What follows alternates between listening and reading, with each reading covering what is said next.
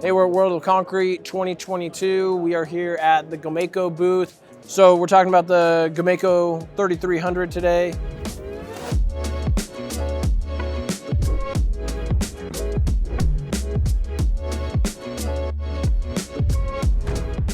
Logan, talk to us about some of the differences, some of the benefits and features of the 3300 over other machines in the industry. So this one is fairly new to the fleet. We started building this one here about 4 years ago. The thing that's unique about it is it's a left and right side pour. So a guy can go against traffic or with traffic. The mold, trimmer head, center console all shifts to the left, or you can bring it back and go from the right. As you can see, it'll do barrier up to 52 inches, comparable size to a Commander 3.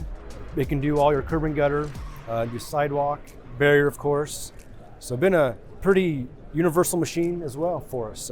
So one of the main advantages being the left side, right side. So if you only have access on one side of it, you can be able to flip it however works best for that job, rather than in a traditional configuration like on a Commander 3, you're stuck with the mold and trimmer head being located where it is. Yep. Another thing on this one, so we have it over here as well, is we can turn it transversely as well, put a 15-foot mold underneath it, and we can do dolly pads, large sidewalks just like the Commander 3. How wide of a paving package can we put on this one? 15 foot. 15 foot as well. So, yeah, universal machine for us as well.